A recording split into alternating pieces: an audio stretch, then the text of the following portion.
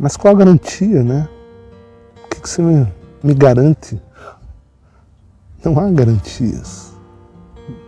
Mas uma vez que você se coloque no processo, você perceberá que embora não haja garantias aparentes, né? Você vai ver que elas são perceptíveis, sensoriais, espirituais. E elas te convencem a cada dia, a cada dia. O que ocorre no âmbito externo de Jesus, na vida externa dele, nas condições de vida, onde muitos confundem hoje, né? Se confunde muito vida com condição de vida. A solitude ou solidão de cada um, né? Esse é o grande sucesso. Essa harmonia interna a equilibrar, ao equilíbrio desses impulsos, né? Da maior prisão de todas, né? A prisão do nosso ego. Onde todos nós somos prisioneiros, cada um em algum grau. A partir de um pensamento equivocado, de uma crença, você cria o efeito dessa própria crença. Somos co-criadores, né? E todos nós estamos vivendo a manifestação das nossas crenças. Eu estou vivendo a manifestação da minha crença, você está vivendo a manifestação da tua. Você sabe qual a diferença de amizade e network? E a pessoa não falou, não. O network, você concorda com tudo que está sendo dito. A amizade não é necessária. A vida, a grosso modo, basicamente, é compartilhar e reter. É puxar e empurrar. É atrair e repetir. Você busca a felicidade, a alegria, a harmonia, esse estado de serenidade. O outro você compartilha. É possível haver nuances, né? Oscilações entre esses dois, até que sejamos íntegros e verdadeiros, honestos consigo mesmos, e então ser honesto com os outros fica fácil. É um efeito, é um reflexo, e não uma busca comportamental. Olá, seja bem-vindo ao canal, você que acompanha a leitura das cartas de Cristo que eu venho fazendo desde o início do ano. Eu estou na carta 2, no primeiro parágrafo da página 80, após o negrito ali, e aí te convido, vamos mergulhar, vamos aprofundar nessa leitura, onde na carta 2 ainda trata das histórias, né? Cristo contando sobre o início dos ensinamentos dele, junto aos discípulos, as curas, e como essa obra ela vai se tecendo ao longo do caminho, e como tudo vai se conectando, né? Então, não tem como você colocar que a carta 2 é mais importante que a 3, ou que a 5 e a 6 são mais importantes que as demais. Não tem como fazer isso, porque cada carta ela trabalha um aspecto e no final todas elas se conectam.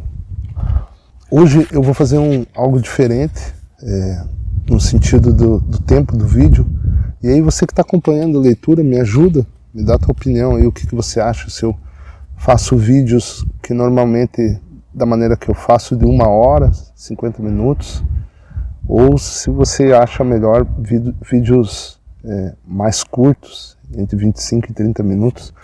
Menos que isso fica dificílimo, impossível fazer, porque nós estamos tratando de um assunto extremamente profundo, né? Filosófico, um assunto que requer muita atenção e que tem que ser colocado em prática, e o desenrolar dele, as provas vão vindo ao longo do teu caminho. Então, eu não estou aqui para te provar nada, você é a própria prova. Uma vez que você se coloque nesse conhecimento, que você compreenda, gradualmente e pratique-o e viva-o, sobretudo. Enquanto conversava com meus discípulos, via suas reações refletidas em seus rostos. Toda a dúvida havia desaparecido.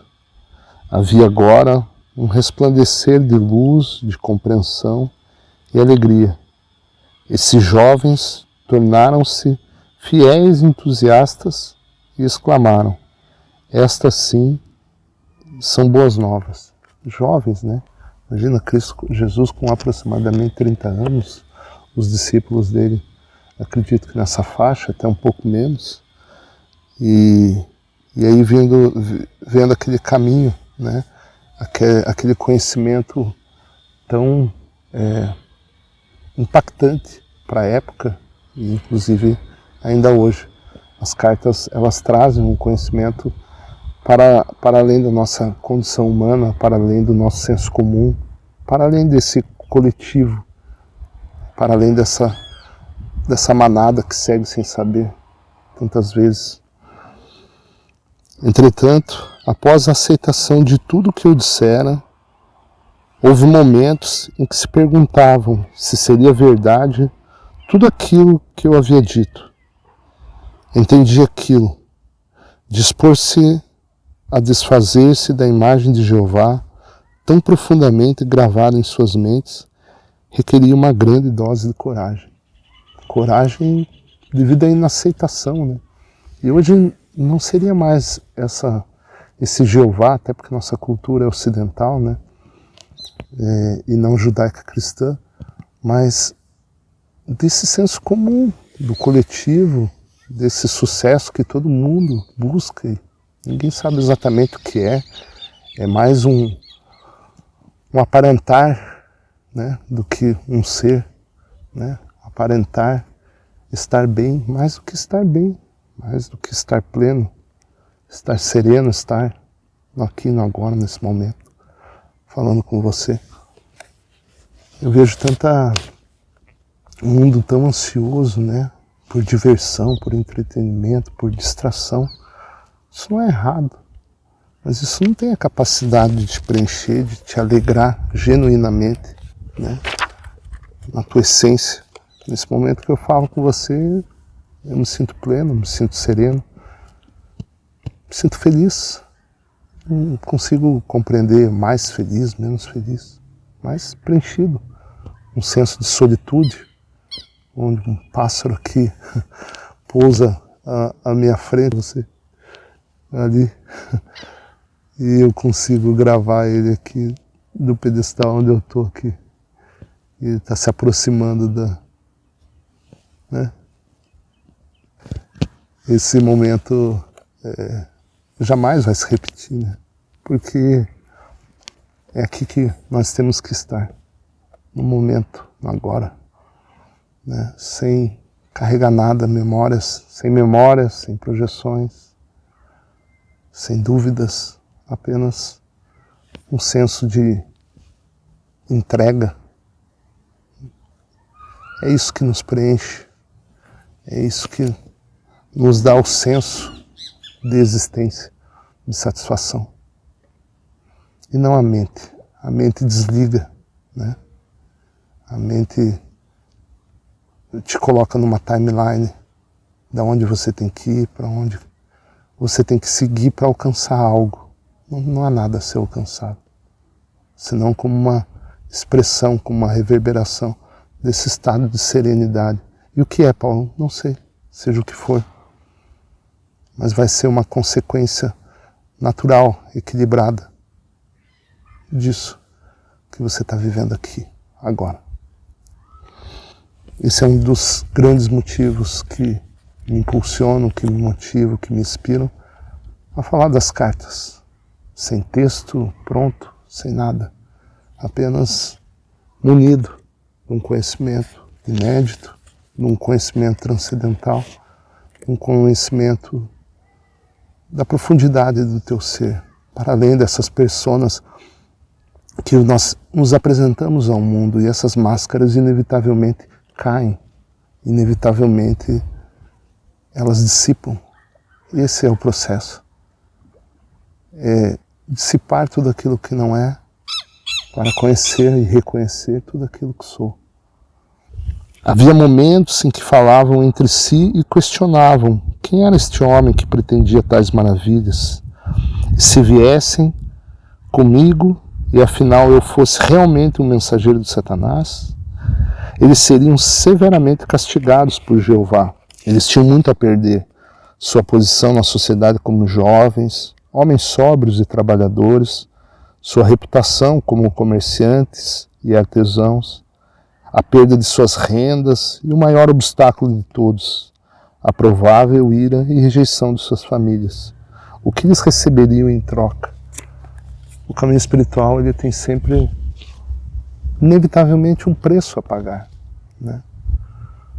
Mas se trata de uma pérola que não tem preço, né? Na medida que você vai percebendo isso ao longo do processo. E, inevitavelmente, quando as máscaras caem, há um choque externo, né? Com aquelas pessoas que amamos, com amigos, principalmente a família, que, como ele fala, o indivíduo ele tem o ego, ele tem essa atividade em todos nós, né? De achar que nós sabemos o que é bom para nós, né? E criar uma expectativa para as pessoas que nos rodeiam. Então, quando você rompe essa expectativa totalmente egoísta, né? Porque a pessoa ela tem uma expectativa para com o outro, mas ela não é o outro, né?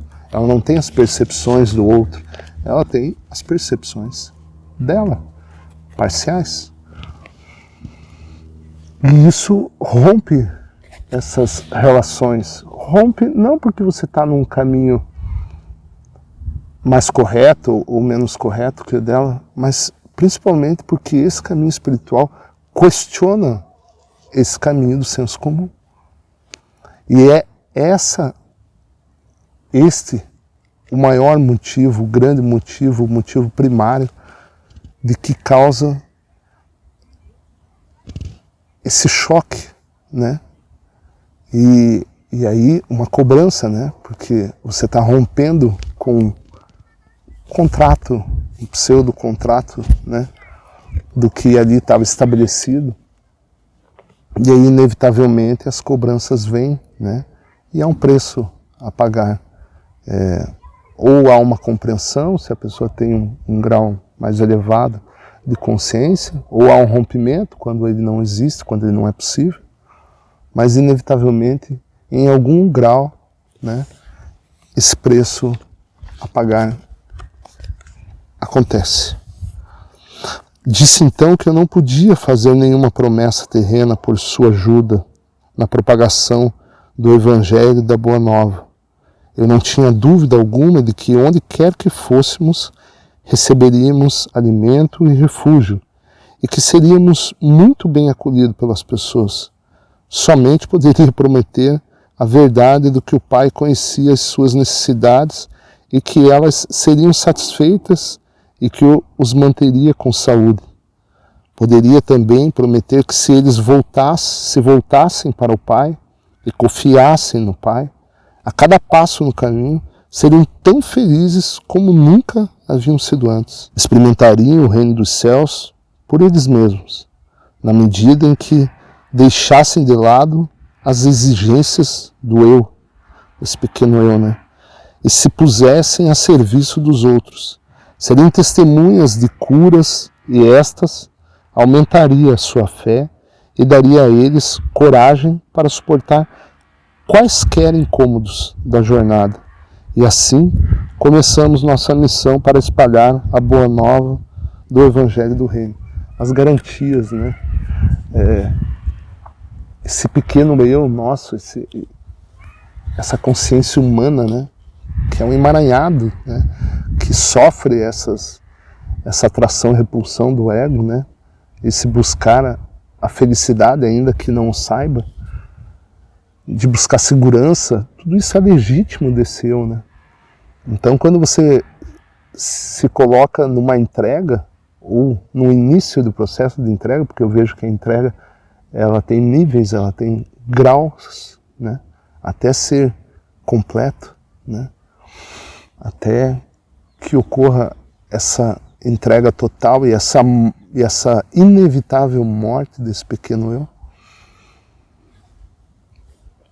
Mas qual a garantia, né? O que você me garante? Não há garantias.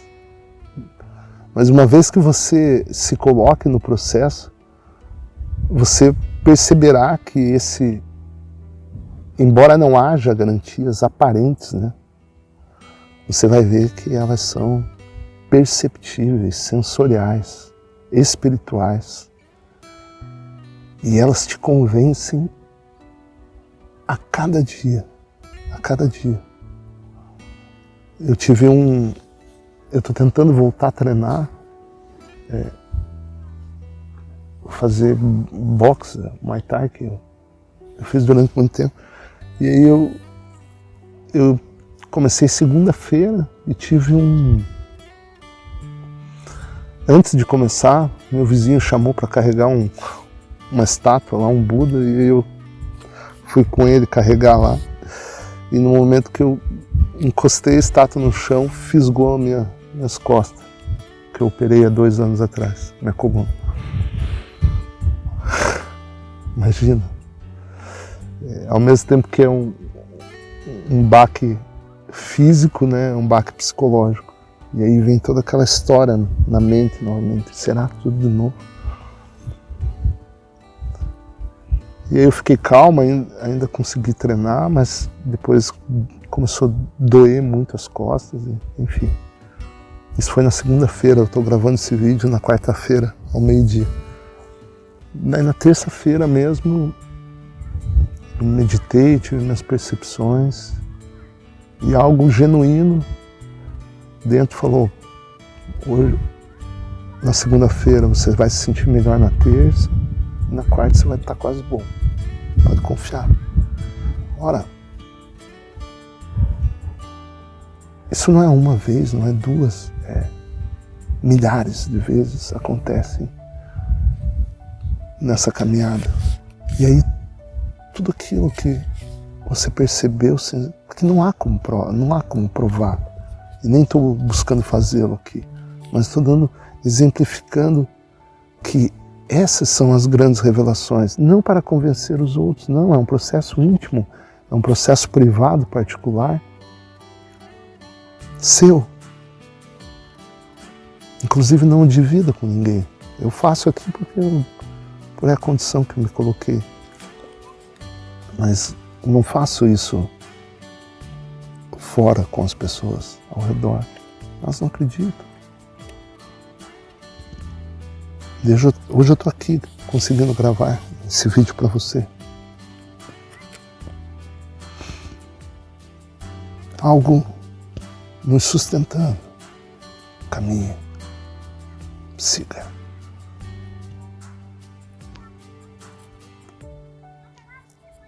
É isso que vai aprofundando essa entrega, que vai aprofundando essa convicção. Essa serenidade, essa clareza, essa autenticidade, ela vai reverberando. Não é algo que você busca se comportar dessa maneira, mas é aquilo que todos nós somos, essencialmente. E precisamos reconhecer e expressar. Enviei à minha frente esses jovens para as cidades que iríamos visitar. Ao chegarem, diziam às pessoas da cidade que se juntassem para escutar a boa nova do reino dos céus. Eu gostaria de fazer uma interrupção aqui para chamar a atenção de quem lê a Bíblia. Muitas passagens aqui, elas se assemelham à passagem do Novo Testamento. Mas veja, as cartas, na integridade dela, elas não têm absolutamente nada a ver com o Evangelho, muito menos com a Torá, muito menos com a Bíblia. Nós estamos tratando de um conhecimento essencial e ultramoderno. Por quê? Porque nós vamos falar de macro e de micro. Nós vamos falar de religião e de ciência. Nós vamos falar da verdade e dos equívocos. Nós vamos falar do eu e nós vamos falar do ser. Então, principalmente essas passagens da 1, 2 e da carta 1, 2 e 3 faz referência, mas a partir da 4 ele dá uma direção, embora ele sempre busque exemplificar com a experiência que Jesus teve aqui na Terra, né? Cristo na persona de Jesus, né? Essa consciência crítica na persona de Jesus. E aí tentando nos ensinar, tentando nos qualificar, tentando nos direcionar, exemplificando fatos verídicos que ocorreram durante a sua existência mundana.